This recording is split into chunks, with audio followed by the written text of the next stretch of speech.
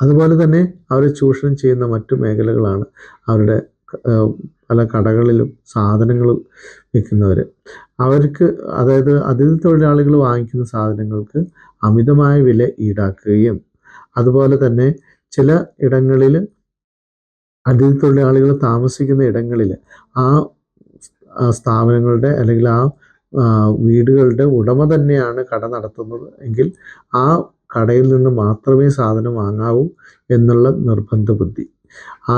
അഥവാ അവർ വാങ്ങുന്നില്ല എങ്കിൽ അവരെ അവിടെ നിന്ന് ഇറക്കി വിടുന്ന സംഭവങ്ങൾ, ഇതും വളരെ കാണപ്പെടുന്ന ഒരു യാഥാർത്ഥ്യമാണ്. അങ്ങനെയുള്ള ഇടങ്ങളിൽ അവർക്ക് കിട്ടുന്ന സാധനങ്ങൾ ഒരുപക്ഷെ നമ്മുടെ സാധാരണ കടകളിൽ അല്ലെങ്കിൽ നമ്മുടെ നോട്ടത്തിൽ അവരെ ഈ ഉപേക്ഷിച്ച് കളയുന്ന അല്ലെങ്കിൽ എറിഞ്ഞു കളയേണ്ട, നശിപ്പിച്ച് കളയേണ്ട സാധനങ്ങളൊക്കെയാണ് അവർക്കായിട്ട് കൊടുക്കുന്നത്. അതിനും ചിലപ്പോൾ അമിതമായിട്ടുള്ള വില ഈടാക്കിക്കൊണ്ടാണ് അവർക്ക് നൽകുന്നത്. അതുപോലെ നമുക്ക് കാണാൻ സാധിക്കുന്ന മറ്റു കാര്യങ്ങൾ ഇവരെ കൊണ്ട് അമിതമായ ജോലി ചെയ്യിക്കുന്നു എന്നുള്ളത്. അതായത് 8 മണിക്കൂർ ജോലി ചെയ്യേണ്ട ഇടത്ത് 12 മണിക്കൂറും 18 മണിക്കൂറും വരെ അവരെ കൊണ്ട് ജോലി ചെയ്യിക്കുന്ന സ്ഥാപനങ്ങളും നമുക്ക് ചുറ്റുമുണ്ടെന്നുള്ളത് ഒരു യാഥാർത്ഥ്യമാണ്. എന്നാൽ ഇത് പൊതുസമൂഹം അറിയുന്നില്ല എന്നുള്ളതാണ് വാസ്തവം. അത് അറിയിക്കാതെ അവർ വളരെ വളരെ വളരെ അവർ മറച്ചു വെച്ചുകൊണ്ട് അവർ അടച്ച മുറികളിൽ ജോലി ചെയ്യിപ്പിക്കുന്ന സാഹചര്യങ്ങളും ഉണ്ടാകുന്നുണ്ട്. ഉദാഹരണത്തിന് പല ഫാക്ടറികളിൽ, അതുപോലെ തന്നെ മത്സ്യ മേഖലകളിൽ പ്രവർത്തിക്കുന്ന ഫാക്ടറികൾ, ഇതൊക്കെ ഇതിന് ഉദാഹരണങ്ങളാണ്. അവിടെയൊക്കെ ജോലി ചെയ്യുന്നവർ 12 മണിക്കൂർ വരെയൊക്കെ നിന്ന് ജോലി ചെയ്യേണ്ട അവസ്ഥകൾ ഉണ്ടാകുന്നു. അവിടെ ഉദാഹരണത്തിന് അവർക്ക് ഗ്ലൗസ് ഇട്ട് ജോലി ചെയ്യാമെങ്കിലും പക്ഷേ അത് അവർക്ക് ഗ്ലൗസ് ഇട്ട് ജോലി ചെയ്താൽ അവർക്ക് വേണ്ടത്ര പണി പൂർത്തീകരിക്കാൻ സാധിക്കില്ല. അപ്പോൾ കിട്ടുന്ന തുകയും അതിനനുസരിച്ച് കുറയും. അപ്പോൾ അതുകൊണ്ട് ഗ്ലൗസ് ഉപേക്ഷിച്ച് അവർക്ക് ജോലി ചെയ്താൽ മാത്രമേ ആവശ്യത്തിന് വരുമാനം ഉണ്ടാക്കാൻ സാധിക്കുന്നു എന്നുള്ളത് കൊണ്ട് അങ്ങനെ ജോലി ചെയ്യുമ്പോൾ അവർക്ക് അനുഭവപ്പെടുന്ന ആരോഗ്യ പ്രശ്നങ്ങൾ വളരെ വലുതാണ്. അത്തരത്തിൽ അവർ ചെയ്യുന്ന ജോലികളിലൂടെ അവരനുഭവിക്കുന്ന ആരോഗ്യ പ്രശ്നങ്ങളും നമുക്ക് ചുറ്റും കാണാൻ സാധിക്കുന്ന ഒരു കാര്യമാണ്. തോട്ടം തൊഴിൽ മേഖലകളിൽ അനുഭവിക്കുന്ന മറ്റൊരു പ്രയാസമാണ് അവിടെ അമിതമായി ഉപയോഗിക്കുന്ന പെസ്റ്റിസൈഡ്സും അതുപോലെയുള്ള മാരകമായ വിഷവസ്തുക്കളും. അതും ഇവർ കൈകൊണ്ട് കൈകാര്യം ചെയ്യുന്നത് കൊണ്ട് പലപ്പോഴും കുറേ കാലം കഴിയുമ്പോൾ അവരുടെ വിരലുകൾക്ക് വേണ്ടത്ര ചലനമില്ലാതിരിക്കുകയും അതുപോലെ ശ്വാസകോശ രോഗങ്ങൾ അവർക്ക് സംഭവിക്കുകയും പലപ്പോഴും ക്യാൻസറിൽ വരെ എത്തിച്ചേരുന്ന കാര്യങ്ങളും ഇത് നിത്യസംഭവമായി മാറിക്കൊണ്ടിരിക്കുന്നൊരു കാര്യം നമ്മൾ ഓർമ്മിക്കേണ്ടതാണ്. എന്നാൽ ഇതിനെക്കുറിച്ചൊന്നും വേണ്ടത്ര അറിവോ ബോധ്യമോ ഇല്ലാത്ത അതിഥി തൊഴിലാളികൾ ആ മേഖലകളിലെല്ലാം ഇന്നും ജോലി ചെയ്തുകൊണ്ടിരിക്കുന്നു എന്നുള്ളതാണ് യാഥാർത്ഥ്യം. എന്നാൽ അതിന് അറിയിക്കുന്ന വേതനം അവർക്ക് ലഭിക്കുന്നില്ല എന്നുള്ളതും വളരെയേറെ ഖേദകരമായിട്ടുള്ളൊരു യാഥാർത്ഥ്യമാണ് എന്നുള്ളതും നമ്മൾ ഓർക്കേണ്ടതാണ്. നമുക്ക് ചുറ്റുമുള്ള പത്രമാധ്യമങ്ങളെക്കുറിച്ച് നമ്മൾ തിരിച്ചറിയേണ്ടതുണ്ട്. അതായത് സാമൂഹ്യ മാധ്യമങ്ങളിലൂടെ ഇവരെക്കുറിച്ച് വരുന്ന വാർത്തകളും അതുപോലെ തെറ്റായ പ്രചരണങ്ങളും ഒക്കെ സമൂഹത്തിൽ തെറ്റായ ധാരണകൾ ഉളവാക്കാനായിട്ട് ഇടയാകുന്നുണ്ടെന്നുള്ളത് വളരെ നമ്മൾ ചിന്തിക്കേണ്ട ഒരു കാര്യമാണ്. ഇവർ ചെയ്യുന്ന ധാരാളം നന്മകളുണ്ട് എന്നുള്ളത് നമ്മൾ ഓർക്കണം. നമ്മുടെ കേരളത്തിൽ സുനാമി കാലഘട്ടത്തിൽ അല്ലെങ്കിൽ അതിനുശേഷം വെള്ളപ്പൊക്കം ഉണ്ടായപ്പോഴൊക്കെ കേരളത്തിൻ്റെ ജനങ്ങളെ രക്ഷിക്കുന്നതിനും അങ്ങനെയുള്ള പ്രവർത്തനങ്ങളിലൊക്കെ ഇടപെട്ട ധാരാളം അതിഥി തൊഴിലാളികളുണ്ട് എന്നുള്ളത് നമ്മൾ കാണേണ്ട ഒരു കാര്യമാണ്. അപ്പോൾ അത്തരത്തിൽ നല്ല രീതിയിൽ ജീവിക്കുകയും സമൂഹത്തിന് നന്മ ചെയ്യുകയും ചെയ്യുന്ന ധാരാളം അതിഥി തൊഴിലാളികൾ കേരളത്തിൽ തന്നെ ഉണ്ട് എന്നുള്ളത് തിരിച്ചറിയുമ്പോഴാണ് നമുക്ക് പത്രമാധ്യമങ്ങളുടെ പൊള്ളത്തരം നമ്മൾ മനസ്സിലാക്കേണ്ടി വരിക. എന്തുകൊണ്ട് അങ്ങനെ അവർ ചെയ്യുന്നു എന്നുള്ളത് തീർച്ചയായിട്ടും അത് ചില സങ്കുചിത ചിന്താഗതിക്കാരുടെയോ അല്ലെങ്കിൽ പ്രത്യേക താല്പര്യമുള്ളവരുടെയോ ഒക്കെ പ്രവർത്തനത്തിൻ്റെ ഫലമാണ് എന്നുള്ളതാണ് നമ്മൾ മനസ്സിലാക്കേണ്ടത്.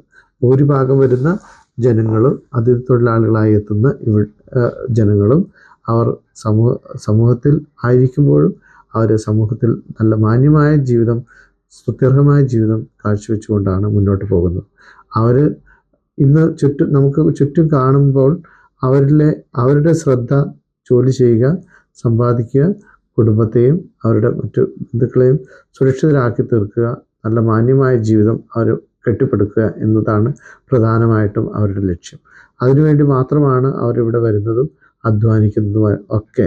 മറ്റാരെയും ഉപദ്രവിക്കാതെ അവർ വളരെ മാന്യമായിട്ട് ജീവിതം കാഴ്ചവെച്ചുകൊണ്ടാണ് വലിയ ഭൂരിപക്ഷം തൊഴിലാളികളും ഇവിടെ ജീവിക്കുന്നത്, കേരളത്തിൽ ജീവിക്കുന്നത്. അവരോടുള്ള നമ്മുടെ കേരളത്തിൻ്റെ മനോഭാവത്തിൽ വളരെയേറെ മാറ്റം വരുത്തേണ്ടത് ആവശ്യമാണ് എന്നാണ് എനിക്ക് പറയാനുള്ളത്. കാരണം പലപ്പോഴും ഒരു അതിഥി തൊഴിലാളി നമ്മുടെ അടുത്തൂടെ പോകുമ്പോൾ നമ്മളെന്തോ ഒരു അത്ഭുത ജീവിയെ കാണുന്നത് പോലെ നോക്കുന്നത് പതിവാണ്. എന്തുകൊണ്ട്? കാരണം നമ്മുടെ ഉള്ളിൽ എന്തോ ഒരു ഭയം നമ്മളെ അവരിൽ നിന്ന് അകറ്റുന്നു എന്നുള്ളതാണ് യാഥാർത്ഥ്യം.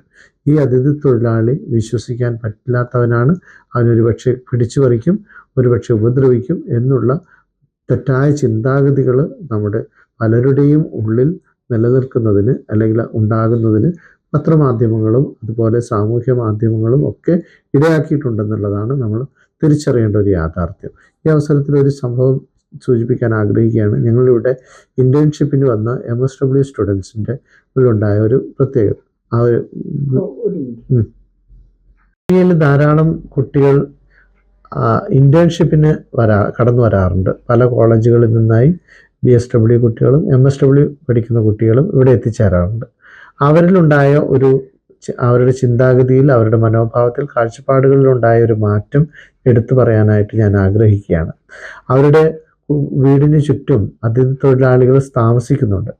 അവരെയൊക്കെ അവർ കണ്ടുകൊണ്ടിരുന്നത് എന്തോ ഒരു വെറുക്കപ്പെടേണ്ട സമൂഹമാണ്, അല്ലെങ്കിൽ മാറ്റി നിർത്തേണ്ടവരാണ്, വളരെ ശ്രദ്ധയോടുകൂടെ നമ്മൾ നോക്കി നിൽക്കേണ്ടവരാണ്. കാരണം അവരൊരുപക്ഷെ ഉപദ്രവിച്ചേക്കാം, മാല പൊട്ടിച്ചു പോയേക്കാം, ചിലപ്പോൾ നമ്മുടെ ജീവന് തന്നെ ഭീഷണിയായേക്കാം എന്ന രീതിയിലാണ് അവരെയൊക്കെ കണ്ടുകൊണ്ടിരുന്നത്.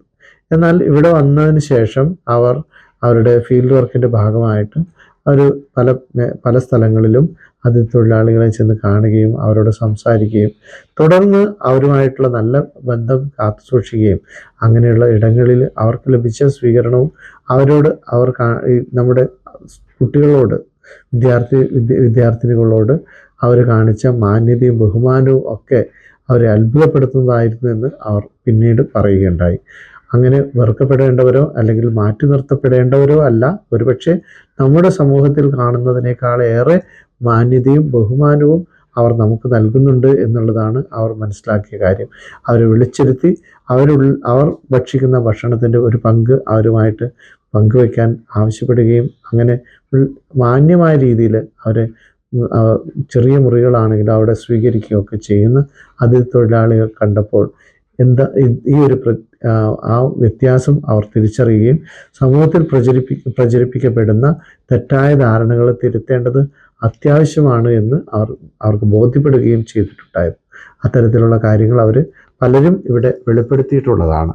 അപ്പോൾ സമൂഹത്തിൽ തെറ്റായ ധാരണകൾ തിരുത്തേണ്ടത് നമ്മുടെ ഓരോരുത്തരുടെയും ആവശ്യമാണ്, അല്ലെങ്കിൽ നമ്മുടെ ഓരോരുത്തരുടെയും ഉത്തരവാദിത്തമാണ് എന്ന് നമ്മൾ തിരിച്ചറിയണം.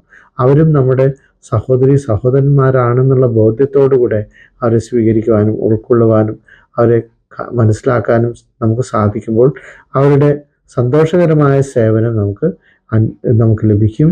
അവർക്ക് അതുപോലെ ഇവിടെ മാന്യമായിട്ടുള്ളൊരു ജീവിതം ലഭിക്കും എന്നുള്ളതും ഒരു യാഥാർത്ഥ്യമാണ്. അങ്ങനെ സുരക്ഷിതമായ ജോലി ചെയ്യുവാനും മാന്യമായി ജീവിക്കുവാനും അതുപോലെ തന്നെ സുരക്ഷിതമായ താമസവും സൗകര്യങ്ങളും ഒരുക്കുവാനും സമൂഹത്തിന് ധാരാളം കാര്യങ്ങൾ ചെയ്യാനുണ്ട് എന്നുള്ളതാണ് നമ്മൾ തിരിച്ചറിയേണ്ടത്.